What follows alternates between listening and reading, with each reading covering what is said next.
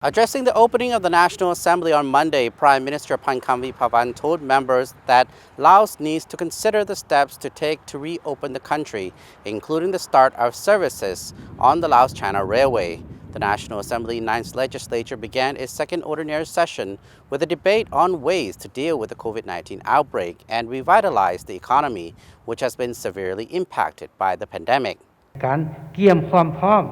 ด้านต่างๆในการจะเปิดประเทศในต่อหน้ารวมทั้งการเปิดเส้นทางรถไฟลาวจีนในเดือน12นี้ In his address, Prime Minister Pankam said the government needs to set out a strategic plan on comprehensive preparations to open up the country, including the start of railway services. Laos and China have agreed to inaugurate the Laos-China Railway on December 2nd. อิงตามการตีราคาขององค์การอนามัยโลกของบรรดานักวิทยาศาสตร์ International experts say the COVID-19 pandemic is likely to continue and that more potent variants of the virus could develop. This makes it essential to immunize as many people as possible. โดยการสักวัคซีนให้ประชาชนให้ได้ตามคาดหมายที่วางไว้คือได้เว้าเมื่อกี้นี้มันก็ยังต่ำบ่ให้ต่ำกว่า 50% ของพลเมือง The government expects to vaccinate at least 70% of the adult population by the end of 2021, a figure that exceeds the original target of 50%. The government expects to vaccinate at least 70% of the adult population by the end of 2021, a figure that exceeds the original target of 50%. So far, more than 3.28 million people have received a first dose of a COVID-19 vaccine, accounting for 44.78% of the total, while more than 2.8 million people, or 38.38%, are now fully vaccinated. ปี 2022 นี้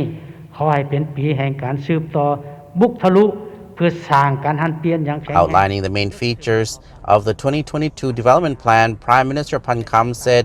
his administration will continue to promote local and foreign private investment in order to finance large-scale projects such as expressways, trade centers, industrial parks, tourist attractions, and hotels. บัดนี้ลาวพวกเฮาก็ต้องเรียนรู้แล้วก็ต้องปรับปรุงมาตรการต่างๆมีความพร้อมแล้วก็จังค่อยว่ากัน Prime Minister Pankam promised to make breakthroughs in the development of a digital economy and do more to promote commercial-scale production and services as well as bolster exports and imports. He again pledged to take action to reform state enterprises, saying that most operate inefficiently.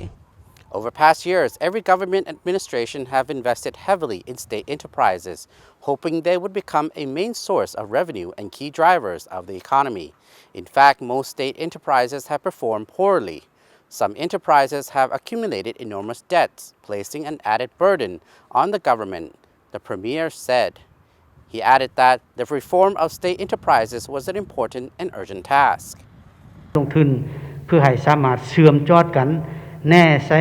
ทั้งมีการสุกยู่ส่งเสริม Prime Minister Pankam promised that the government would accelerate modernization of the revenue collection system in order to maximize revenue collection and prevent the loss of money owed to the state. The government also pledged to streamline the registration of businesses to make the system more efficient. ผลเป็นจริงทั้งอยู่ในศูนย์กลางและท้องถิ่น In addition, the Prime Minister told the Assembly that a task force had been formed to address public debt and create a debt payment plan until 2025.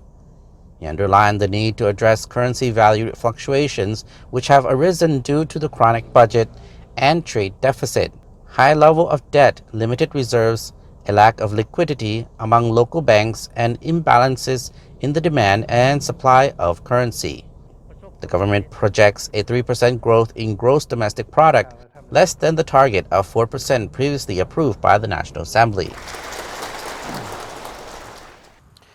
The ongoing Assembly session will continue until November 17th. Issues tabled for debate included the progress made in fulfilling the socio-economic development and budget plans for 2021 and plans for 2022. Reports on plans for hydropower development from 2021 to 30 and